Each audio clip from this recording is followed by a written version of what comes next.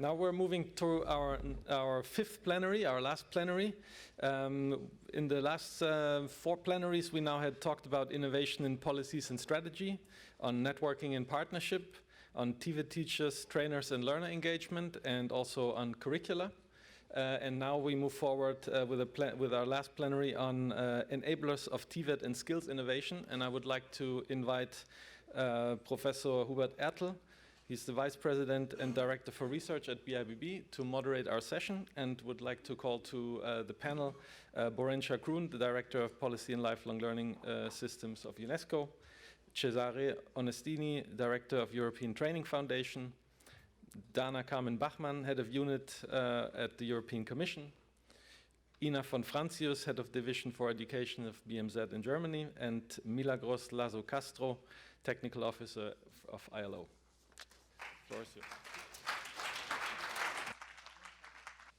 Good afternoon, dear colleagues, dear Shamal, dear organizing team. First of all, thank you very much for getting this exciting forum together. Over the last 2 days, we've had fascinating discussions on innovation in TVET. I think that's the core of it all. The forum is slowly but surely drawing to a close, so I think it's apt to look back to what we've discussed and pick out 1 or 2 aspects in order to then move forward and to go beyond this forum and to think about things like sustainability of innovation, for example. So that's what this panel is all about, last panel on the schedule. So the aim is also to activate you. So as we go along, please make your notes and get your questions ready, because there will be time for questioning the panel. The task that I've outlined is quite ambitious, particularly at the end of 2 days. And I'm therefore very glad that I'm not alone with this, but to have a truly expert panel on my side. They were introduced already, so I won't make any repetition on that. But what I would like to add is that I think on the panel we've got represented a number of organizations that collectively represent a real strong potential of enabling innovation globally. The aim is to get from their perspective the ways that innovation can be not only initiated but then made run smoothly and become sustainable over time. I know that the organizations have quite different approaches to these questions, and I would hope that we can get these insights together and then as a community take them forward. Just in terms of the organization, we've prepared 2 rounds of input from the panel. A short round where I will ask the panelists to think of the innovation that were represented over the last 2 days, and then a slightly longer phase of input where we asked the panelists to think about their organization and their ways of enabling innovation globally. The last point before I get us going that I want to make is that, well, I thought about the title of the panel discussion, Enablers of TVET and Skills Innovation. And of course I stumbled over the term enablers, which I guess can be interpreted in a number of different ways. In a more narrow way of people enabling innovation, making innovation possible. People as parts of organizations, of course, that's a slightly wider interpretation, but I think that would still not do the job, really. I think we need to take enablers as all the sort of political frameworks that might help with innovation or hinder innovation. We can think of more legal types of regulations and guidelines that, again, help with innovation or are not helpful to innovation. And maybe also the sort of cultural contexts that we all work in as being enabling to IVET or otherwise. So I would like to get to this broader sense of enablers. That would be another aim for the panel.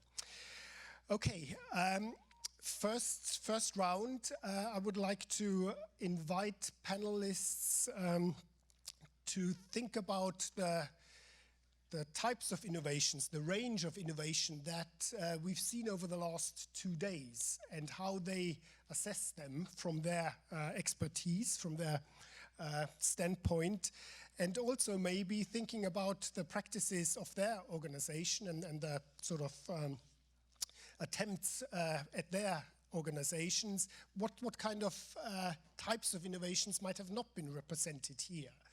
Because 2 days is a good stretch of time, but clearly the organizers were not able to put everything into those 2 days. So this is a chance to open up the discussion as well. Okay, with that sort of task, we allocated about 2 or 3 minutes for each of you in this round, and I would like to start at the far left side from me. So Cesare, if you want to start us off, please. Thanks, it's a pleasure to have this opportunity. I want to take these first 2 minutes to tell you a quick story and to connect it to the theme of today.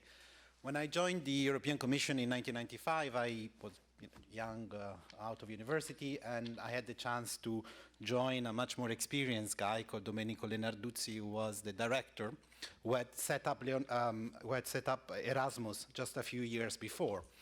Erasmus was not yet the big success that is now, the biggest university exchange program, which is well known in Europe and outside, but it was already a brand.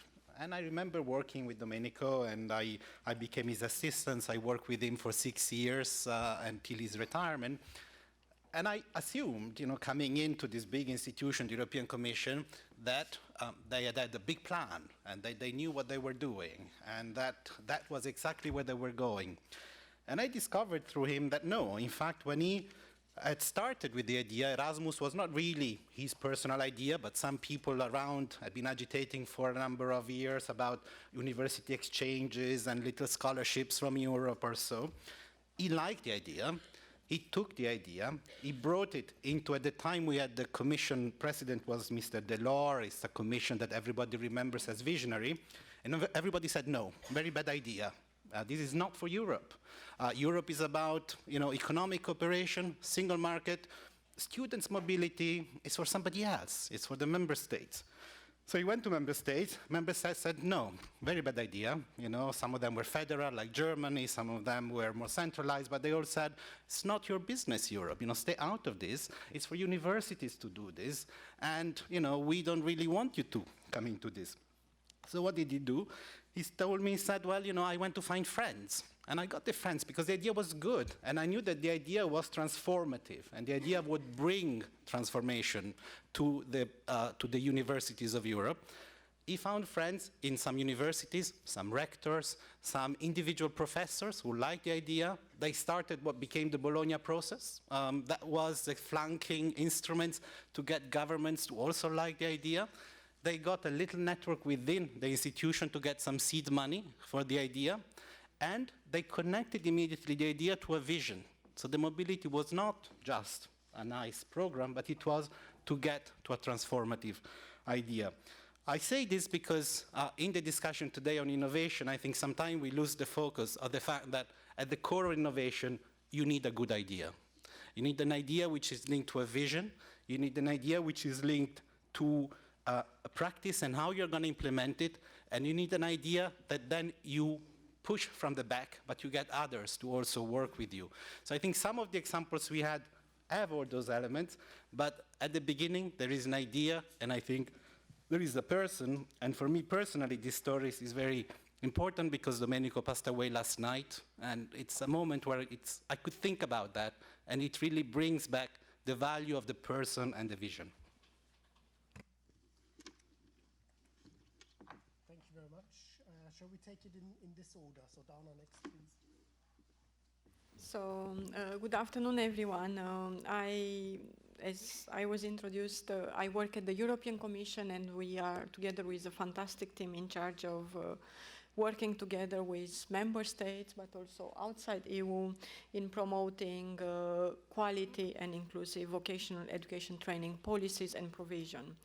So I am very happy to be here because I think it's a great opportunity to strengthen even further the links that we have started building very strongly between our work at European level and the work that UNESCO-UNEVOC in particular, driven by Shyamal, does on the global level in promoting TVET. And although I joined only this morning, of course, I'm very much aware of the great work that UNESCO-UNEVOC is doing.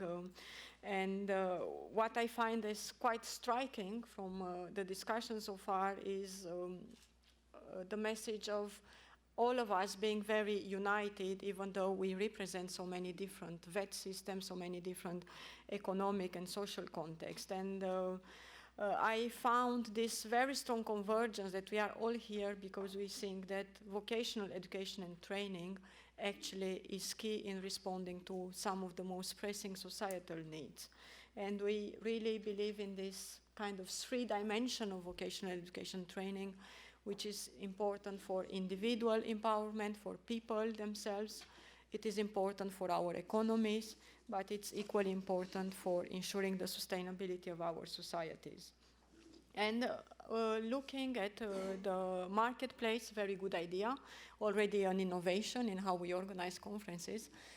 I saw lots of innovation in the teaching, in the pedagogical approach to teaching, listening to the young students from Denmark and seeing how they work together, each of them coming from a different disciplinary track and working as a team in order to develop a product, to identify first the problem and the problem that they want to solve and finding the solution. It's quite inspiring. We have seen also lots of innovation in how to address different societal challenges. I think all the presentations, reflections, concrete examples on circular economy are quite inspiring. I also found very, very good the way the work on building on traditions of the local communities and bringing the new technologies, the potential of new technologies to keep those traditions and to help people bridge through some of the most pressing needs. Maybe where I see the need for more innovation is something that you touched in the beginning, in the scalability, because we talk here about lots of good examples that are taking place at institutional level, but how do we move from institutional to system level? That maybe we also need innovation in order to find solution. And maybe my last remark to also illustrate the potential of vocational education and training for innovation, and I want to relate to Cesare's story because, of course, everyone associates Erasmus with mobility of higher education, but even before that strand of mobility started, to remind everyone that in the EU, the first mobility concerned people involved in vocational education and training. So again, TVET was a bit of the innovator in the field. Thank you.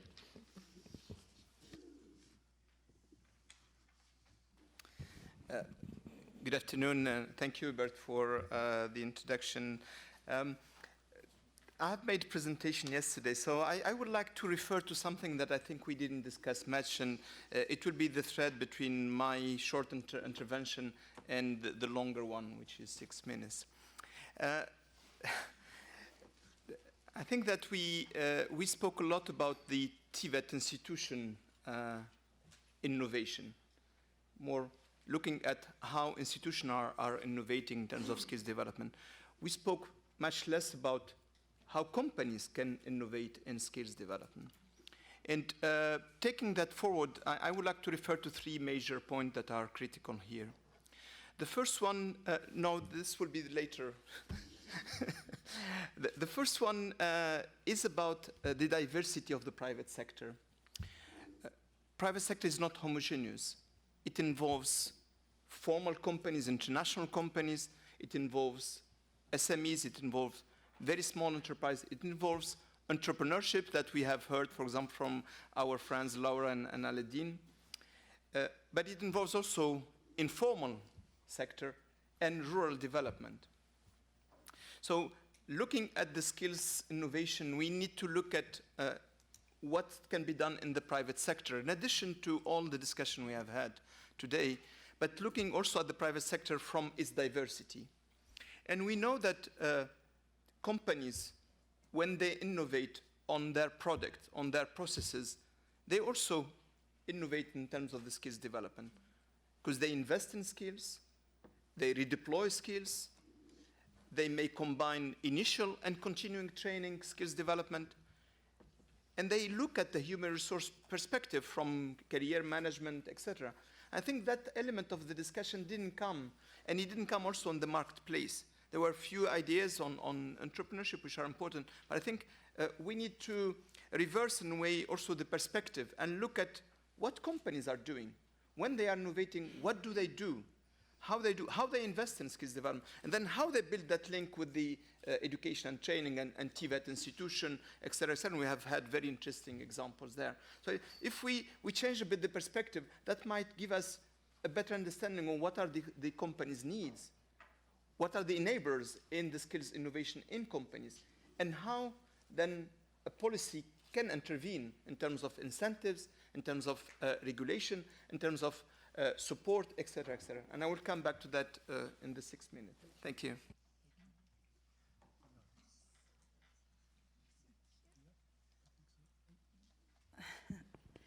Okay, good afternoon, everyone. First of all, thank you for the invitation. Thank you for the opportunity to speak on behalf of the ILO on this very key topic, which is innovation for TVET and skills development. I think the different panels, the different sessions have provided some very good examples of innovative practices, processes, and methods that are making TVET more responsive and relevant for the changing world of work. Here at the ILO, we are currently working on the development of an innovation facility on skills. So some of the ideas, some of the projects that I have seen in the panels and also in the marketplace have provided some ideas for our facility also. I will explain you later what this facility is about. We want to, just to give you an idea, we want to identify key challenges, key skills challenges. We want to support innovators to develop that challenges into ready-to-test prototypes. So all the things that we have been discussing here have given me some ideas on what the key challenges on TVET are, how the facility can support all TVET institutions in their work. And also I wanted to mention that it was wonderful to see how the voices of youth were represented here. I have been working on youth-related issues for many years, and I know that sometimes the young people are often forgotten. We don't listen to them when that's something that we should be doing. Thank you very much for the opportunity, and also congratulations to the organizers for this amazing, excellent 2 days.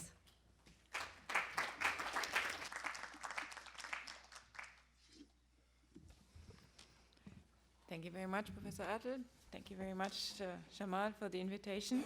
Very glad to be here, and I had a chance to catch up with colleagues who followed the discussions yesterday and today. I'm sorry I had to miss parts of it, but I'm glad to be here now. And from what I hear, it seems that we're all sort of grappling with the same kinds of questions.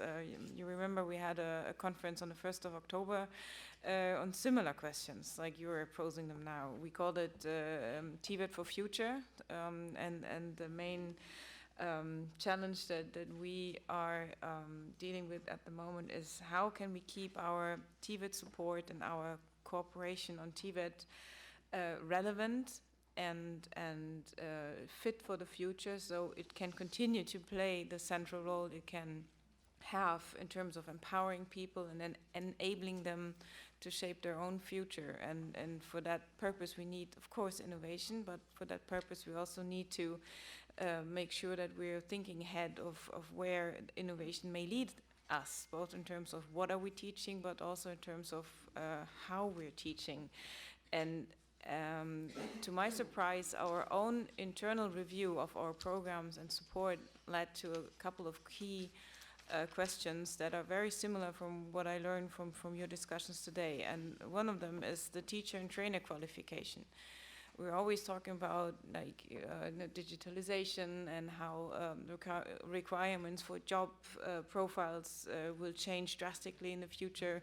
So both in terms of content and also in terms of how the content is taught, there's huge challenges and people need to keep up with those challenges, but also the substance, the basic qualification of teachers and trainers.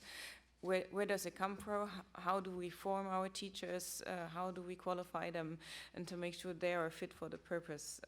It's a central challenge, and we're trying to reshape our programs to take a good look at this in the future with our new strategy and our new approaches. And the second question that we are also dealing with here in Germany. I think you called it social innovation and system innovation have to come first and are also very central and maybe more so than even technological innovation. Our Minister for Education, Minister Karliczek, called it gesamtgesellschaftlicher Reformprozess. It's very hard to translate that. It means that the acceptance of TVET as a key qualifier it has a deep root in the society, and that has to evolve with innovation and with development of economic and markets. And so we have to develop the TVET system with it so it stays at a high value within a society. So people do want to choose TVET as their pathway to qualification. And then the third key challenge that we are always working on from the German part of the cooperation is the close cooperation between private sector and the formal TVET system. It's part of what makes the German system very special. In Germany, it's a dual approach. We cannot, of course, export it one-on-one, but this key cooperation and close partnership, how to involve the private sector in a way that they get what they need, but also people are qualified in a broader sense for the future market place is really the question that we are also dealing with. So I'm very happy that we're having this discussion here today in this broad forum, and thanks for having me. Thank you.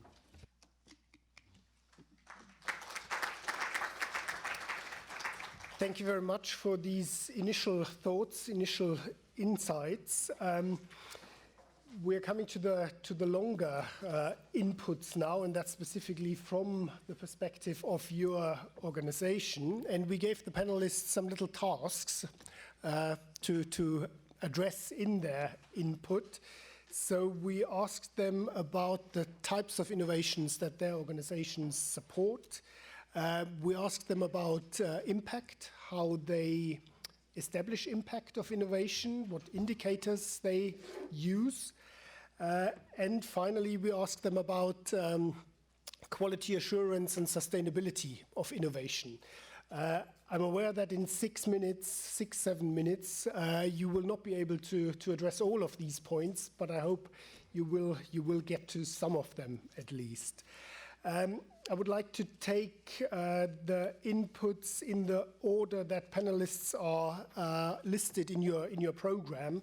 So that would mean that Boren goes first, Cesare second, Dana next, Ina after that, and Milagros with the last input. Okay, Boren, please. Well, thank you, Hubert, and we'll try to stick to the 6 minute, particularly if the PowerPoint will come. So I said that there is an importance that we have to give to the private sector, and particularly to companies. And in my presentation, I would like to bring rather more forward-looking, rather than saying what we have been doing, because we referred to it, the work that UNEVOC was presented. But I would like to highlight a few issues that we can see. First of all, we have seen that the private sector is critical for innovation, but is critical for innovation to achieve the SDGs. And this has not been thought in that way. We think that companies have to do business. But yes, they have to do business, and that's their role. But they can do business to advance the SDGs. And that's what we would like to see as an international community. And in a recent survey that was conducted from the Global Compact, we can see that more than 87% of leaders think that through their business, they can contribute to the Sustainable Development Agenda. They see that there is an opportunity for them to bring in value addition in these global commitment that we have made, all of us. And also, they see ways how this can happen. First, companies have to understand what are SDGs? What do we want to achieve as an international community? How to define priorities, how to set goals in their business, how to integrate this aspect, and then how to report and communicate about this development. So it's important to think the private sector as an enabler for contributing to the SDGs and obviously for contributing to the skills development. And again, I can refer to a survey by the World Economic Forum asking the companies what will be their strategies regarding the workforce.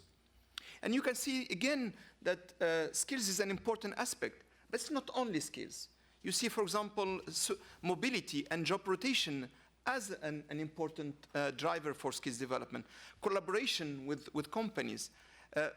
Gender aspect, and Tisda spoke about this earlier.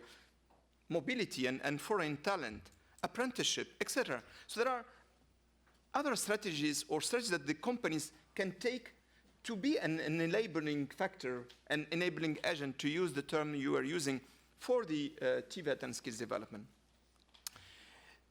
The ILO colleagues' work this year on the employment outlook shows that there are determinants for firm-level innovation, and training is an important determining factor in the innovation in firms, together with others like research and development, acquisition of new knowledge, technology, public funding, export status, size, etc. So the training is at the central piece in a private sector development, and the skills development is a central piece.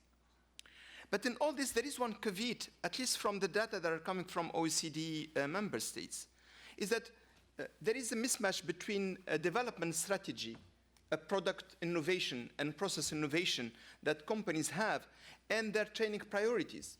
In most of the countries, when you see that there is no alignment or low or fair alignment, the percentages are quite high in many countries, except a bit in Estonia, Ireland, and Norway. So there is a mismatch between the innovation dimension and the investment in development and the skills intervention. And this calls for us as an international community to work on it.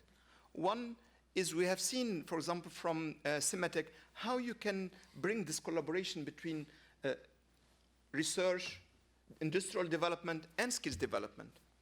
This is a model that is interesting. We have seen from Omnia how the partnership can work, but we need more policies. And the policies are about, again, what incentives, what regulation, what enabling environment the government can set up for this collaboration. And I think that this is missing in our analysis, in the program that we are designing, and in our capacity to see the private sector as a driving for skills development innovation.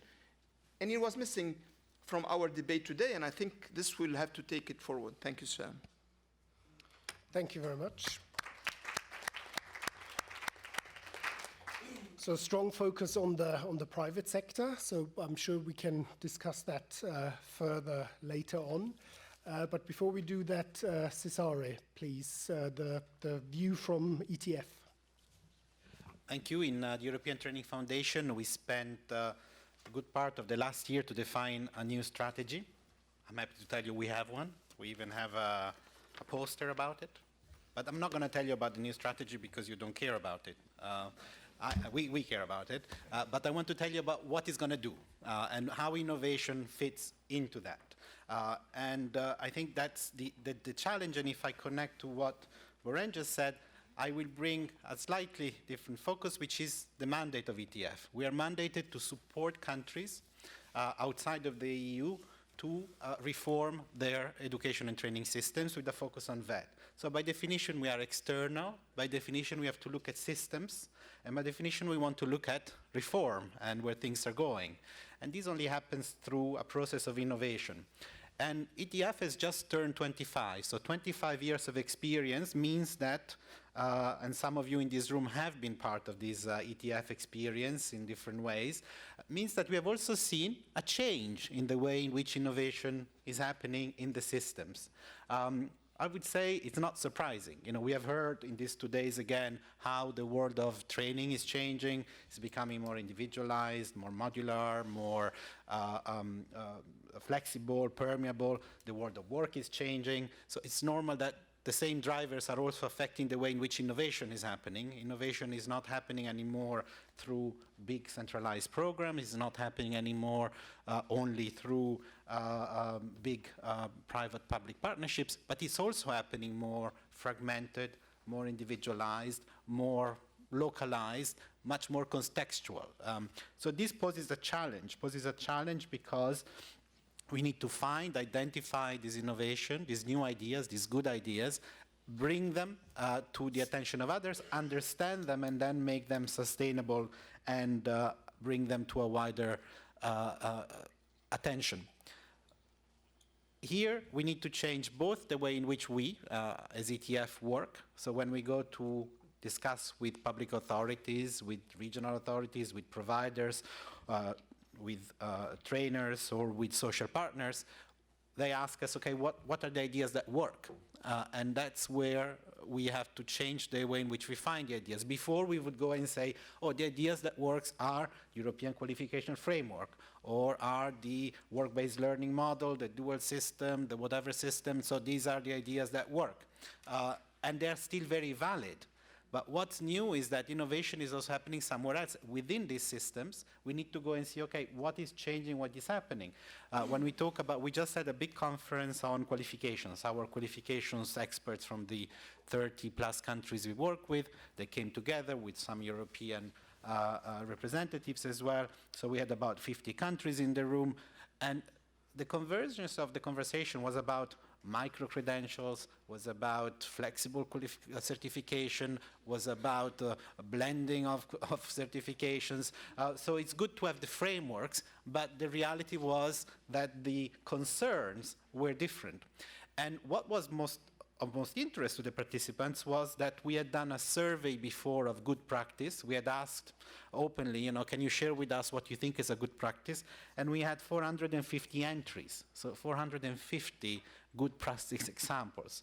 Now, the challenge is how do you then go from these hundreds of examples, find what works really, what doesn't work, and get the idea. I think we have seen a good example now with the innovation hubs of UNESCO, but I think the same kind of model and logic has to be applied wider to the system. And here I think also research has to change a little bit. The way in which the research framework around VET is being developed, I think it's important that we also bring that.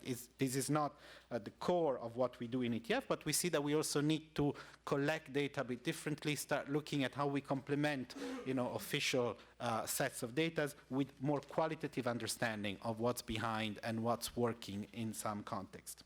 So coming, you know, quickly to the enablers and what works or doesn't work, I would want to just mention one of the many things that one could mention, which is the issue of empowering. If we want innovation to happen, we need to empower other actors. And I think here, this power dimension was 2 years ago. We had a big conference in Torino on future of skills, future of jobs, and Birgit from BIBB came to us with this. She said, well, it's a power game in the end, because ultimately, if you want to really focus on changes, you need to also share this power. And this power, I think, it's an interesting dimension because we have seen it in the conversations. Many of the examples that you have given The innovation hubs, for example, is individual providers which are able to innovate and bring some new ideas. Or the flexibility of learning is empowering individuals. Or empowering communities in order to bring in more private sector. So, but this empowering goes through also a role of public actors.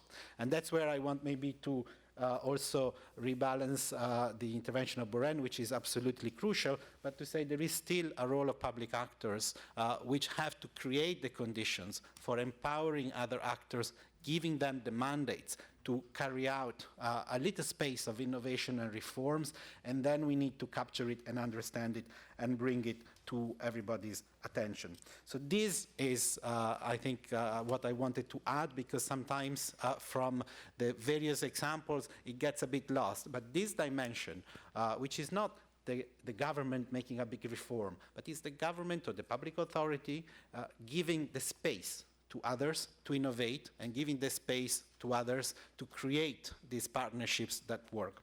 And just one last word from the ETF side, we want to deliver our new strategy much more in partnership. UNESCO-UNEVOC is an incredible partner, thanks also to the work that Shamal has done. So we really want to bring forward this work much more in cooperation with partners like UNEVOC, and the forum here is a great opportunity. So thank you very much.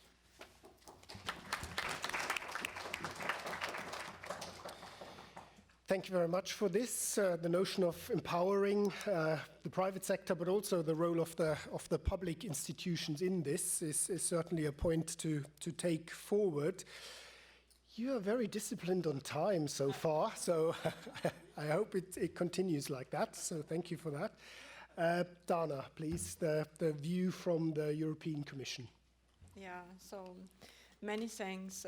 Maybe in starting, I wanted to highlight for everyone that at the European Commission, we really don't have any legislative power in vocational education and training, because we talk about 28 different systems representing each member state. Although our task is much easier than the UNESCO task to work on vocational education and training, because we only look at 15 million people in initial VET, 329 million working age Europeans that also need upskilling and reskilling. So obviously different size of the challenge. Nevertheless, it is quite challenging because the systems are very, very different. And what means innovation in one system maybe is kind of completely science fiction for another system. So I focused on my presentation, I tried to really think what are the enablers for innovation, and I came up with these 5 people, policy levers, empowering the doers. I conspired with Cesare before, steering funding and knowledge sharing. On the people, here really I wanted to focus actually on the public institutions, because we'll come to the doers. You have a photo. Why I chose it, because it's part of our team at the Commission working on the Vocational Skills Week. And what this photo shows you is really the passion and the commitment that people have.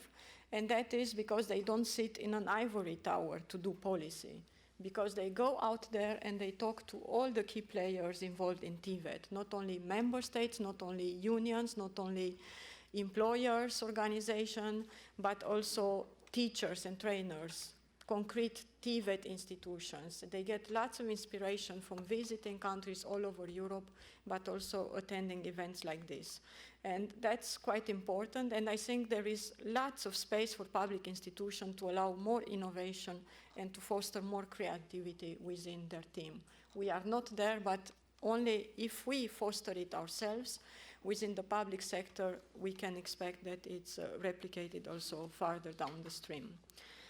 Then the policy levers. I wanted just to highlight that these are the, let's say, 5 priorities which represent the compass on which all member states in the EU agree that they should work on up to 2020. And I think these are really something that we will call the fundamentals of any functional VET system. You need to have strong work-based learning. You need to have the strong links between labor market and the VET curricula.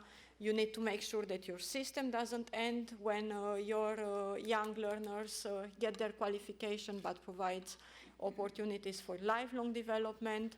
You need to make sure that VET is not only for technical skills, but gives you the full personal empowerment and the pillars of VET systems, the teachers and trainers.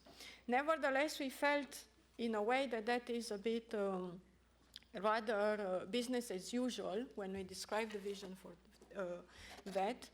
And we try to expand a bit our ambition, also somehow supported by lots of evidence that when only 4% of innovation actually are based on pure academic research, and most of the innovation comes from applied research, why, whenever we talk about the knowledge triangle, you have only the higher education listed there? Why can't we move to this picture where actually conveys much better the reality on the ground, when TVET, vocational education institutions, can actually play a leading role in driving innovation?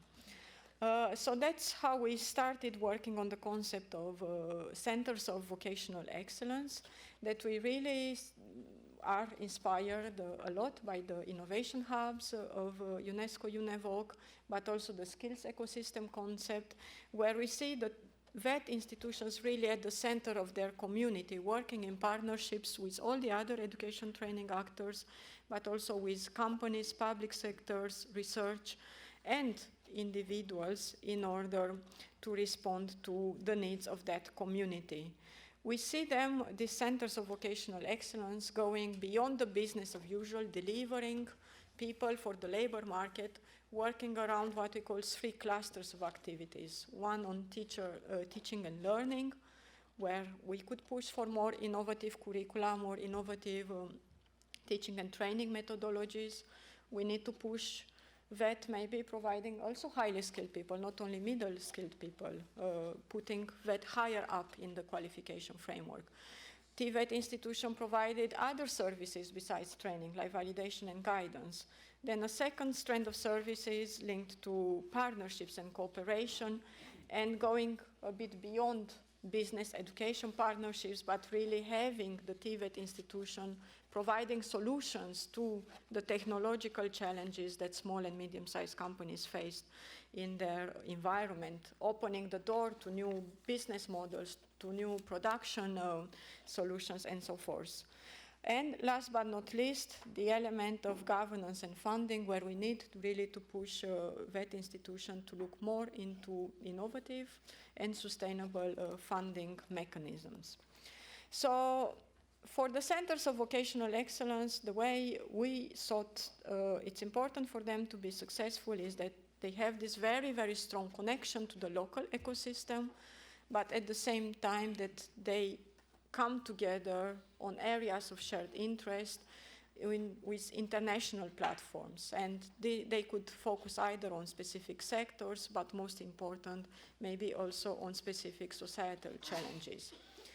You are very proud because some of the first, we have 5 pilots that have been selected this year, and some of them are actually also UNESCO-UNEVOC centers or involved in the hub, the water center, colleagues from Netherlands, Technica from Spain, other center from Finland.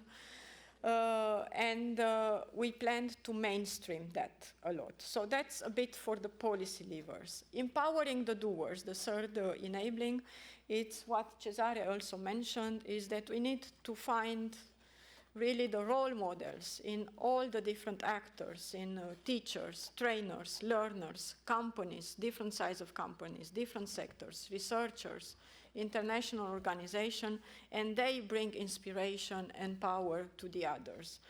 I chose this picture also because it's the picture of a winner of the VET Teacher Award from Vocational Skills Week 2-3 years ago.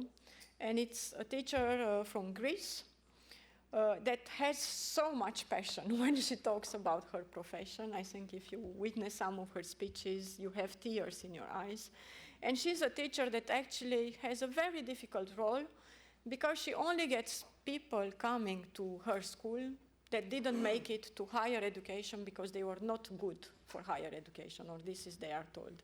So she needs to innovate a lot in order to motivate the people and to put them to be satisfied with actually their new pathway, that it wasn't their first choice.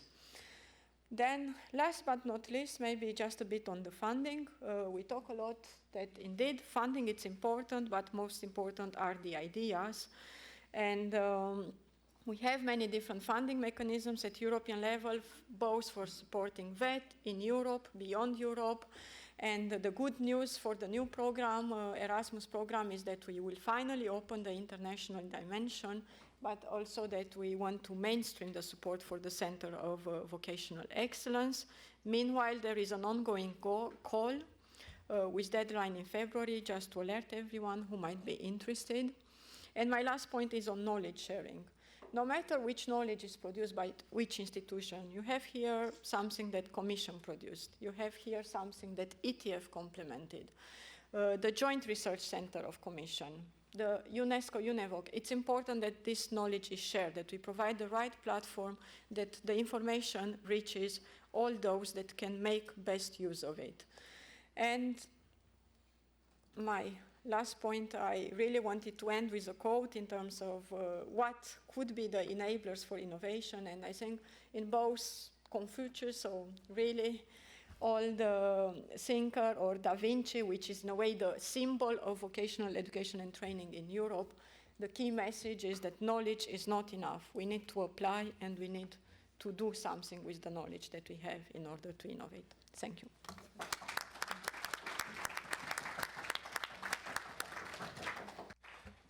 Thank you very much for sticking to the brief and the notion of enablers so closely, and also for outlining the notion of centers of excellence, which the idea that has had so much impact in a number of countries, including Germany.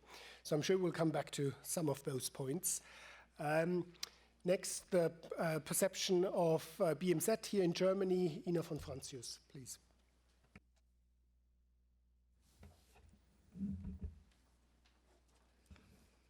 Yes, thank you very much. The BMZ has the great honor to be very sought after for cooperation on TVET. It's very popular in our partner countries for a good reason, because in Germany it's a hugely successful concept that we're implementing. So we're trying to be a partner to our partners in terms of how to find the best system in the local context to build a sustainable and future-oriented TVET system, which isn't easy. And I'm very glad that we were able to more than double our cooperation in TVET in the last couple of years, and we will hopefully continue to do so. And we've also developed a very, very broad range of instruments over the last couple of years, which brought us to a point that now we said, okay, we also need a new strategy. So we've also developed a new strategy, but more in terms of getting a good overview of what we're doing and setting out all the different instruments that are there. Because the challenge we have now is we have a lot of innovative approaches, and I will give you a couple of examples for these new and innovative approaches that we're testing. But the main goal stays and remains, and the main challenge remains how to build sustainable TVET systems that are deeply rooted in the demands of the market, that enable people, qualify people for the workspace, and also the future of labor. So and how to upscale and multiply the good examples and the test cases that we have in the different innovative approaches, so that we can continuously develop our approach to TVET further.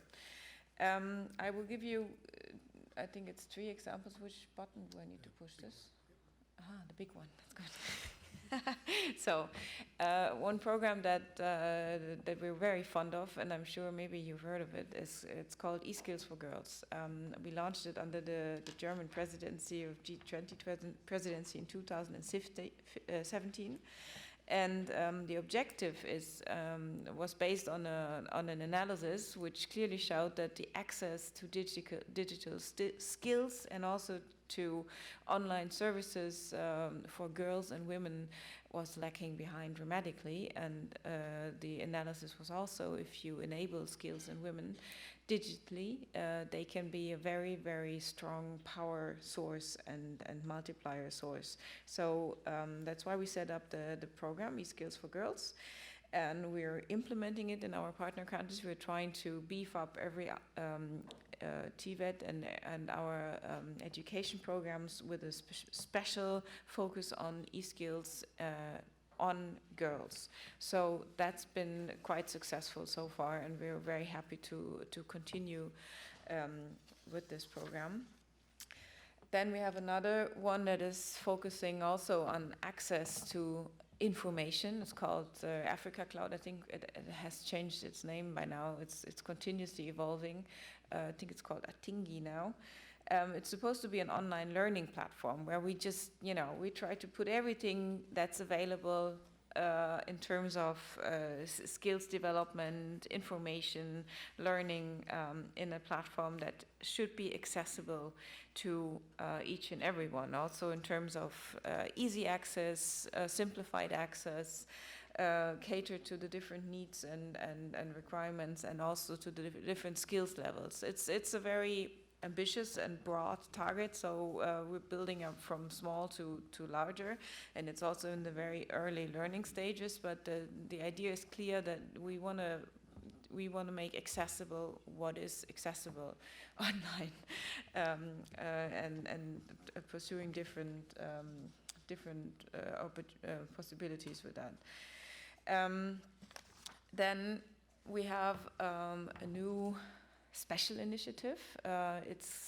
And the reason for the special initiative was that we also have a great interest from the German private sector to invest in our partner countries, but they feel they have different challenges why they cannot invest. And part of these challenges is the lack of qualified labor in the countries they would like to invest. So with this special initiative, we can try to be an enabler for investment and providing qualified workforce is part of this. It's not the only objective of it. It can be infrastructure, it can be energy access, can be everything. But of course, skilled labor is a very important part of this special initiative.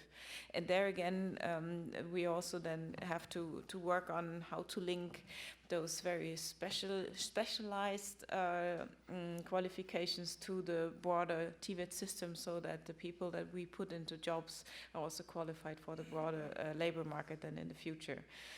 And last but not least, one of our favorite innovative approaches is called Build for Skills. Maybe you've heard of that. It has pilots in Mongolia and soon to be started in Pakistan. We work with the Asian Development Bank on this, and the idea was in all broad-scale investment program, we need, especially infrastructure projects, we need to integrate the skills development component at the same time as the pure investment in infrastructure activities. And people were reluctant at first to have obligations to respect in the implementation of their programs, but by now it's actually quite successful, and we're very happy about this program. So all in all, what we're trying to do with our new strategy and the future, let's say, reshaping of our programs, we're of course trying to leave no one behind. How to reach not only the young people, but especially target girls and women, especially in rural areas, in the context of migration, displacement, crisis.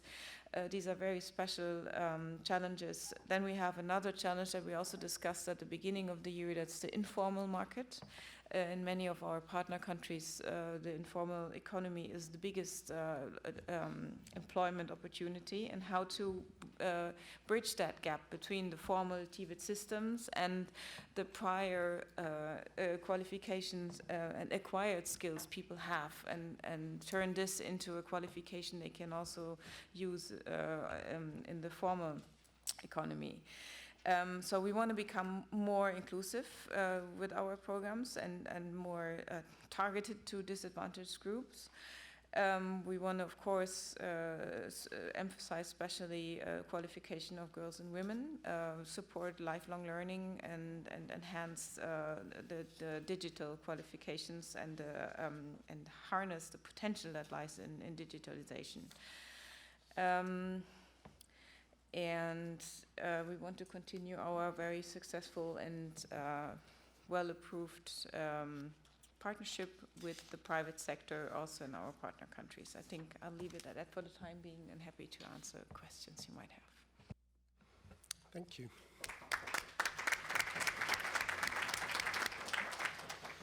Thank you for outlining these initiatives from your ministry, but also the principles behind it, like enabling specific target groups for innovation.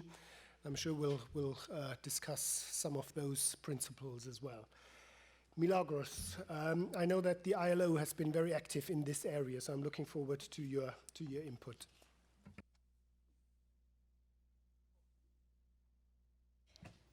Okay, so I'm just going to start introducing the ILO's priority for this future of work. So as it has been mentioned yesterday and this morning, the waves of disruption such as technological changes, demographic changes, climate change, migration and globalization are sweeping through the world of work while making skills development a very complex and unforeseeable task. Regardless the level of development, many countries around the world are facing challenging questions. What will the future of work will look like? What will be the skills needed in the future? So the ILO in 2016 and 17 engaged with employers, workers, and government representatives in more than 100 future of work dialogues at global, national, and regional levels. We also established a global commission on the future of work, consisting of 22 commissioners from different and various backgrounds, and we asked this commission to develop a report on the future of work, an independent report on the future of work. They came up with three main recommendations. The first one was to increase investment in people's capabilities, more investment in the institution of work, and more investment in decent and sustainable work. According to the report, investing in people's capabilities enables people to acquire skills, reskill and upskill, and supports them through various transitions. So based on the recommendations of this report, the ILO member states, they adopted the Ilo Centenary Declaration. This Ilo Centenary Declaration during the International Labour Conference in June this year. And this declaration sets out a roadmap and guidance for ILO's priorities and programs, and call for action to all ILO countries to work together to effectively address the challenges of a changing world of work. So to meet the skills challenges in particular, countries need new skills and lifelong learning ecosystem. Such an ecosystem recognizes the importance of education, training, and lifelong learning. And it says that they should form an integral part and should be at the center of all labor market, social, and employment and economic policies and programs. Measures that support the development of skills and lifelong learning opportunities should be implemented through a whole-of-government approach, including all social partners, governments, individuals, employers, educational training institutions. Only in that way it can create benefits for all of them. So to design and implement such a system, business as usual is no longer an option. there is a clear need for innovation. So we at the Ilo, we understand that we must galvanize forces on skills development and lifelong learning for the future of work, with a view to developing, coordinating, and delivering innovative and scalable solutions with a systemic quality assurance mechanism to address pressing labor market challenges, while tapping into the knowledge and understanding of our tripartite constituents. So as the ILO Director General, Mr. Ryder, said a few weeks ago in an event in New York, an innovation shock is needed to apply to ourselves the types of transformative change which are being applied to the world of work. And at the ILO, we are working on innovation. We have many innovative initiatives to foster innovation. So we are, for instance, working on the use of new sources of data, like big data, for skills anticipation and matching. We are working in collaboration with the OECD on adapting the OECD's methodology, skills for job indicators, and estimating skills shortages and surplus in a sample of the developing countries. We are also working and advocating for new pedagogical approaches. Our ILO Center for the Inter-American Center for Knowledge Development in Vocational Training is been advocating these new pedagogical methods with a focus on transversal skills, in particular 4C and complex problem solving. And they are advocating this approach with training institutions they are working with in Latin America. And also, in order to develop several innovative solutions and test them in parallel, we are in the process of developing this innovation facility I was mentioned about, focused on skills. And I will spend just 1 minute to explain you what this skills innovation facility is about, because it's a project that will be launched next year. The aim of the facility is to identify and test innovative solutions, innovative ideas to address key skills challenges of today and of tomorrow. So the facility aims to engage people from all regions to be part of this process of shaping the skills needs of the future. This is a topic that is important for everyone, for all the stakeholders. So we want to make sure that we let them have their say regarding the future of skills. We want to support the development and test of new solutions to face the skills challenges by providing technical support and guidance. And we want to create a global collaborative network of skills innovators that work together to solve the most pressing skills challenges.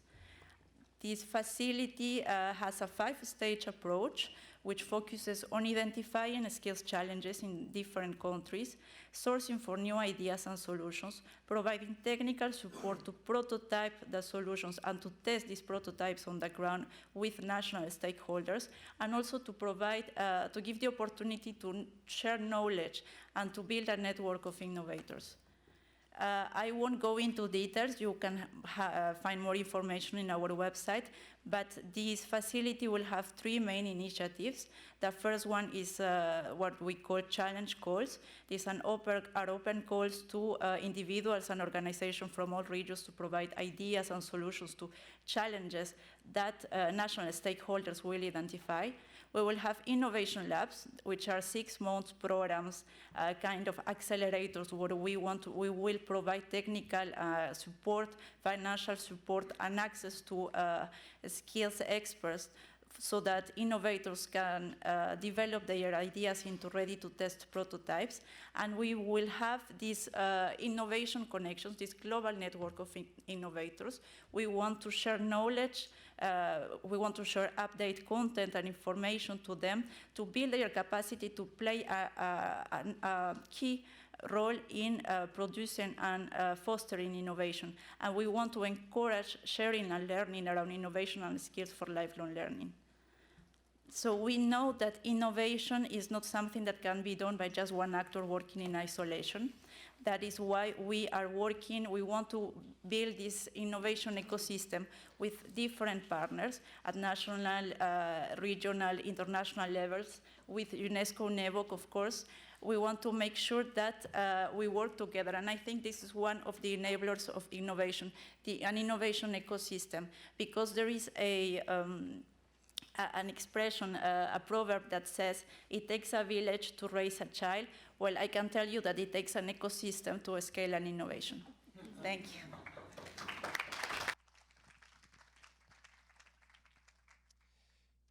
very much for sharing the vision of ILO on this and for introducing the notion of the innovation facility, which I find interesting. So with so much input, I'm pretty sure that you've got some questions for the panelists.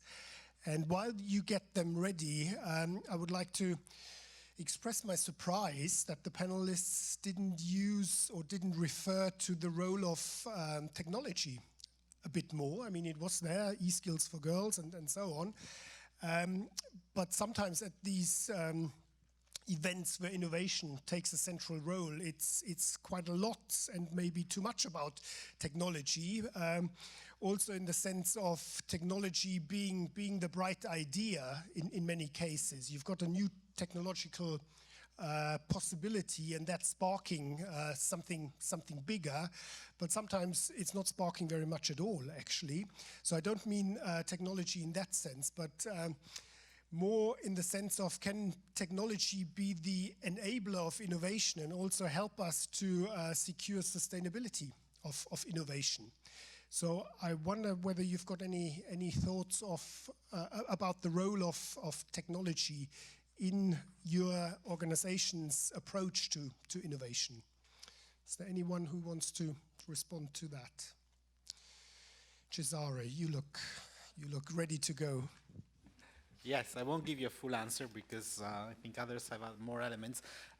Technology, deliberately maybe we didn't go into the technology answer because I think technology is indeed one of the elements, but not the solution to this. I would say we want to, in ETF, there are two areas on which we want to focus more linked to technology. One is on innovative learning in classrooms, which comes back every so many decades. But I think now is the time to go back to that because technology is really changing the potential of that. And we are not capturing that enough. And the second is just to tell you that if you like Facebook, we created a Facebook for VET nerds. So we have a Facebook for VET people, which is called ETF Open Space. And you should all look it up and join. You can ask all your questions. We have a full-time person moderating and making sure that we develop this. This is where technology can also support, I think, the sharing of good practice and this connection, which is more from the bottom up. Okay. Maybe to share a bit what we are doing in relation to the technology and digitization. The framework of action is a twofold one. One is looking at how education and training system are responding to the demand for skills and how identifying these demand for skills from the changing labor market and the technology impact. But the second aspect is how technology is impacting the education and training system themselves in terms of the delivery, in terms of the management information system, in terms of the credentialing, quality assurance. So looking at how the key building blocks of education and training system are being impacted by the technology and looking at what are the innovative aspect of it. And one important initiative that it in a way articulate with Innovation Hub is called eSchools. And the idea is to see how the schools are including in the way they are working the technology, not only in terms of the teaching and learning, but also in terms of the organization, in terms of the information system.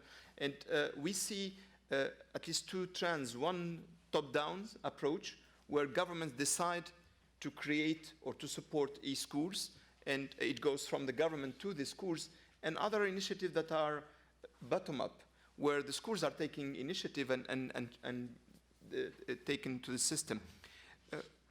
Both approaches work.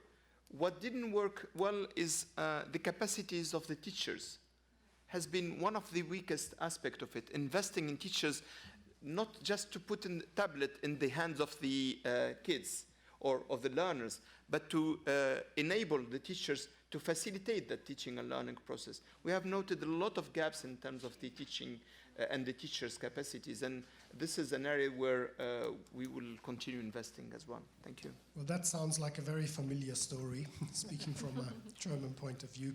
Dana, you wanted to come in. Yeah, maybe indeed to really confirm also on our side that we are running now a working group together with experts from member states, but also different other type of stakeholders on digitalization and innovation in VET. And we took deliberately this approach that we don't look at the digital skills that TVET needs to provide, but to the potential of the new technologies in improving the learning process. And even there we see kind of two different dimensions, because we ask countries to come with examples, and we have a cluster of lots of practices that look more at the delivery. So how you use, I don't know, gamification, virtual reality, augmented reality to deliver part of the training. Then we have what I would say the second cluster, which is all about the tools that digital technology, artificial intelligence algorithms give to the teachers in order to have more feedback on the performance of their students and help them adapt their teaching practices in order to respond to the individual challenges of each of the learners. So this could help a lot with what we saw in Finland, the tailored learning approach. Nevertheless, coming back to what Borhen just mentioned, we were together also with Shamal in a meeting of an association of VET providers, one of the biggest in Europe, and bringing together school masters, headmasters, but also lots of teachers and trainers. And indeed, during that discussion, we noticed lots of hesitation, lots of, let's say, lack of comfort of teachers and trainers in embracing or adapting these new technologies and changing fundamentally a bit the way they do their current teaching. So there is lots of work to be done in terms of capacity building and using not the top-down approach, but really showing people that use these tools in practice and showing them testifying on the benefits that it brings to the learning process, because only like this you convince the others in the system to follow. Thank you.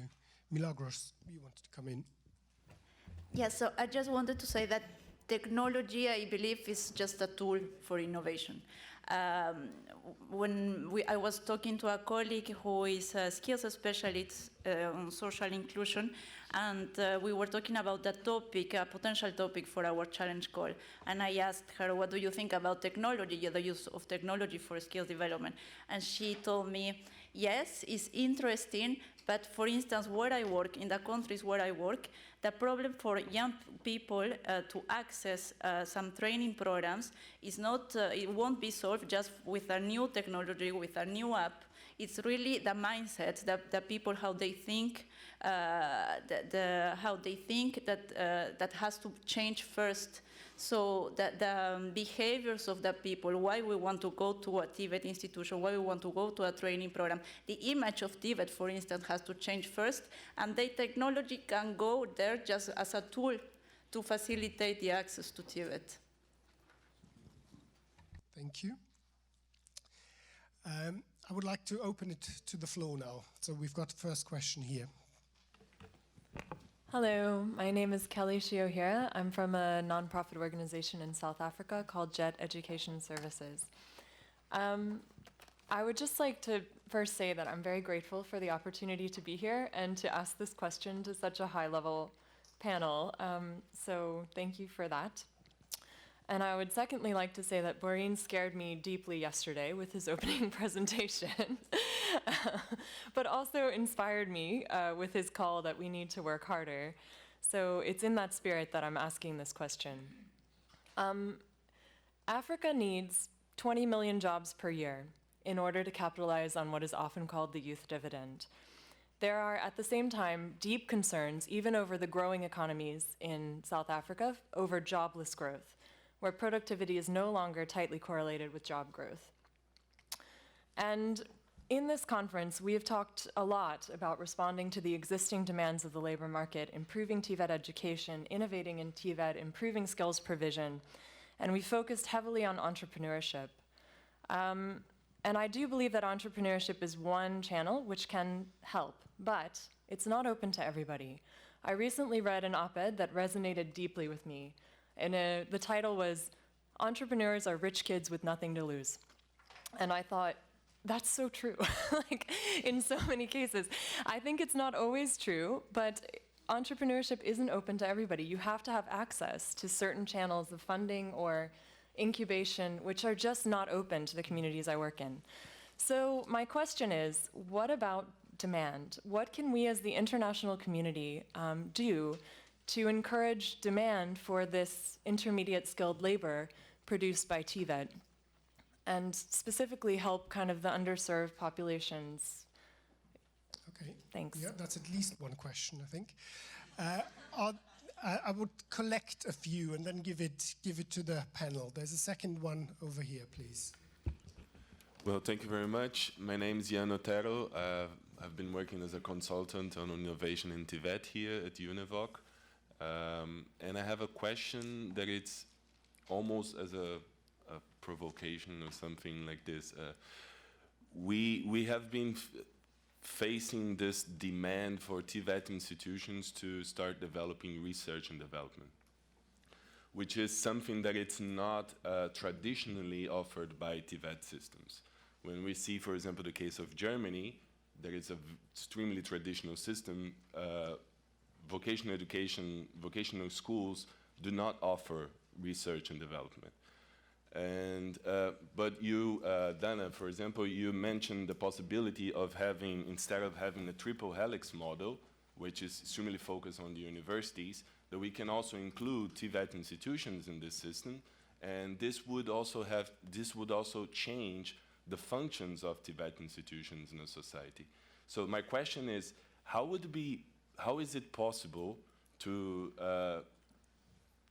have more activities or to have non-traditional activities in the TVET system, and at the same time to keep the possibility of having a solid skills formation system, as it is in the case of Germany? Or in another, let's reframe this another way, is, for example, how would it be possible in cases like Germany, where you have a very traditional and a system that's extremely structured, how would it be possible to change this in a way to bring TVET institutions more closer to the research and development activities?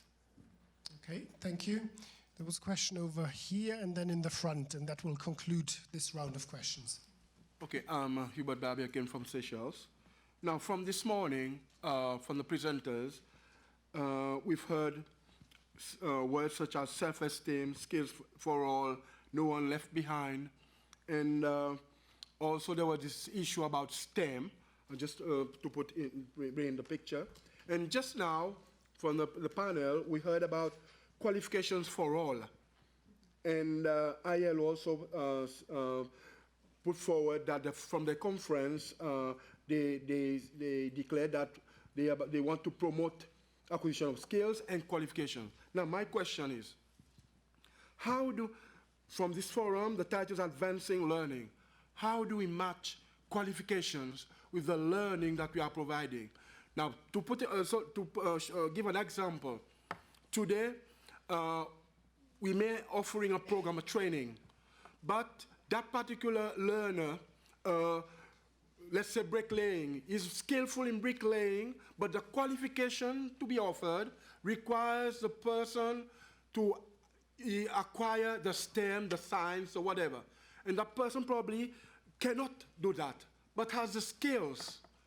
And I believe we need to recognize and be able to award a qualification and also allow a pathway for that particular person to move forward. But, and this probably concerns much with qualifications authorities to do with that. But I want to see, maybe to have an answer, how we can make sure that we cover everybody, not part, because if we continue the way we're doing, we're still having a gap, leaving some people behind. So this is my question. Thank you. Thank you very much. And the question here in the front, please. Yes, my question is to Ms. Ina. First of all, I really like the work that you do, helping those girls to bring their talents. But unfortunately, some places in the world, they have a part of the culture, I'm not generalizing, it's just a part of the culture, where women are looked bad if they work, or it's not their choice to work. What is your plan to tackle this challenge? Thank you. Okay. So I suggest we do a little round of responses here, and I guess you can choose some of the questions or some aspects of questions, and we'll see whether we can tackle them all in this round. Maybe Ina, because you've been addressed directly by the last question. Can you start us off, please? Wow, let me think about it, 30 seconds at least. As I said at the beginning, also in my introduction, it's all part of also a revolution of societies in a way. Huh? And I give you a personal example that from my experience, I was stationed in Afghanistan, and we did a lot of programs in Afghanistan. I think we have cooperation on everything, on energy, on water supply, on good governance, on you name it, we have it, because everything is in demand and everything is in need. But the key that I took away from being there, being on the ground and seeing what works and what doesn't, was the one key that people need to take their life in their own hands, and also to take their own cultural and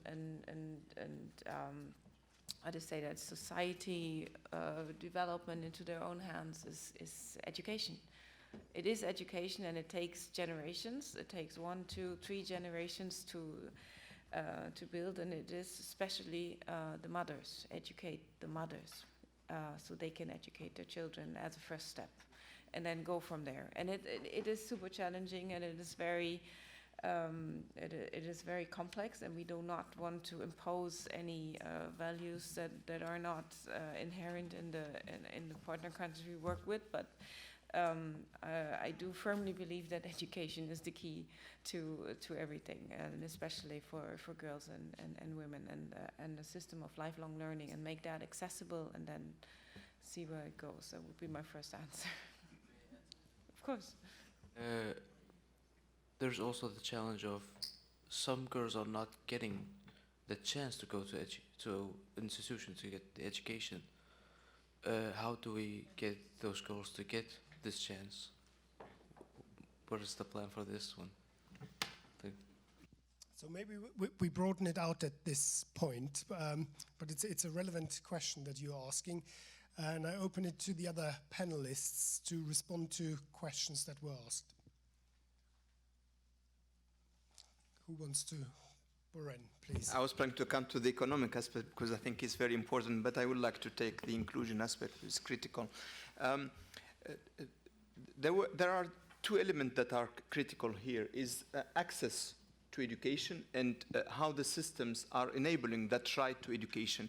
And some of them are structural, meaning, for example, if we are in a rural area, some parents will not let their daughter move for 1 or 2 kilometers, is how to bring the learning opportunities closer to those people who are most marginalized, and getting them, getting opportunities for access. The technology is helping, but it's not only technology. It's really in terms of infrastructure. An interesting case is Morocco, for example. In early 2000, Morocco had one of the lowest access to education for girls in Middle East, North Africa. Because the government adopted an organic law, because there was investment in schools, the enrollment rate has increased dramatically. So there is aspect how you invest to access, but then how you invest to maintain. Because if, and this is basic example, if in a school the bathrooms are not accessible for girls, if violence is the rules in the schools, and violence is coming from the peers, but it can come from teachers. So all these interventions regarding bullying, regarding violence in the schools, regarding infrastructure, are policy matters that we have to work on, and we are working on them. BMZ has an important initiative on, Ina spoke of it, but there are many other initiatives that are in the pipeline, many initiatives that are in place. What we are learning is that it requires political will, but it requires educating teachers, educating managers of the schools, and educating boys in the schools. Because boys are part of the problem and part of the solution. And this is something that we always forget. We think that the problem is with girls and get them. The problem is also with the boys that are around the girls and how to educate them into this aspect. But because I have the floor, I would like to respond to the economic dimension, if you don't mind, because this is a critical one. And sometimes it's very frustrating when we engage in the policy dialogue with ministers. In reality, the ministers of TVET works in silo. All the policies, and 2 weeks ago I was with one minister, and I don't want to refer to the name, but I think Hélène was here and Hervé were in the meeting. And the only strategy was about infrastructure. It was about building new TVET institution in each region. Of course, politically speaking, it makes sense. You have 20 regions, you will like to invest in 20. But then the question we asked was, but what is the economic investment of the government? Where are you investing? Where are you investing in terms of sectors, infrastructure, but also in terms of entrepreneurship? And I think there is a fallacy regarding entrepreneurship that we have in our international communities. We see entrepreneurship as a solution after the disease, meaning when you become unemployed, when you are a problem, then we think that entrepreneurship will help you. We don't include this as a spirit of entrepreneurial. It's about entrepreneurial skills. It's not only about entrepreneurship. This has to start very early. It has to start when the kids are engaged, and it's not about entrepreneurship in that case, are engaged in taking initiatives in the school and learning how to take initiative in this critical thinking and other skills that we are referring to. So the aspect that you are referring to is one of the problems we see in Africa, but elsewhere. And we see this disconnect between how government would like to invest in from an economic point of view and the skills agenda. And I'm very threatened with that. I am scared with it, because I think that the way government are pushing toward TVET reforms in many countries is, again, a supply-driven approach, is to build schools or training centers in all the regions, is about duplicating or repeating the traditional crafts, carpenter, mechanical, etc., while there are many other jobs that we have to look at, and there are many new occupations that we have to take forward. So these are aspects that are important that we look at, and it corresponds to what the colleagues from Seychelles was referring to. If we are thinking that people can have skills, but they don't need necessarily qualification, and maybe this notion of credential can be one of the driving one. A credential will not be necessarily a full qualification. It can be a partial one. But if we are putting it in lifelong learning perspective, meaning you are able to accumulate, you are able to stack, you are able to recognize those credentials, and they are not necessarily a full qualification, but they come with drawbacks, is about the visibility, the understanding, and the signal that they are sending. And the last work we have done, and I stop there, Chair, we have conducted the work on digital credentials, and we have seen an uptake on digital badges, for example.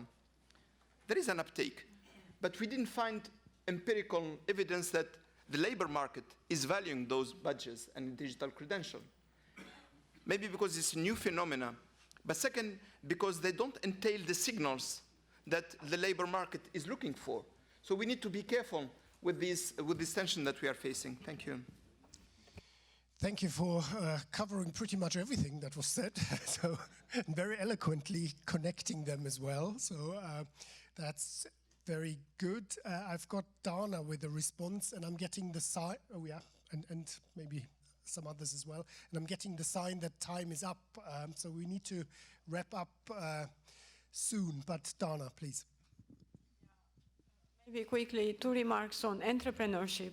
Actually, this quote that it's for rich kids, I think I heard it precisely the opposite maybe in some cases in relation to migrants integration in Europe, because we work with many VET centers, VET institutions. They say that the migrants are the ones that have the best entrepreneurial mindset and skills. Making it to Europe really help them build precisely those skills in order to build up business.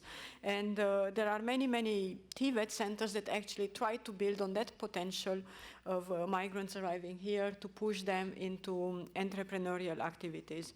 And on the other question on research and development in TVET and how you combine the two, I think continuing to provide a supply, we see many examples when this works actually in practice, that it actually even brings more added value to the supply part of the TVET provision, because by building up centers that have the state-of-the-art technology, opening up this technology to companies in the region that come and ask these VET centers, give us a solution for these technical problems that we are facing.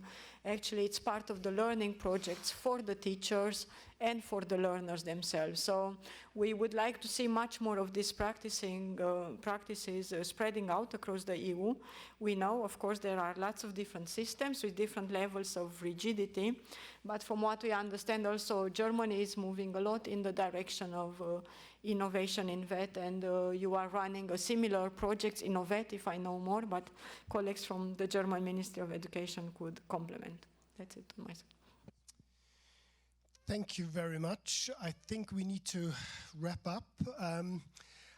I think what you showed us very eloquently on the panel is not only the innovative initiatives that you are supporting in your organizations and the slightly different ways of selecting them and developing them, but also the importance of an underlying strategy, underlying principles that bring a direction to these initiatives, because otherwise the danger is too big for them to just fizzle out at some point.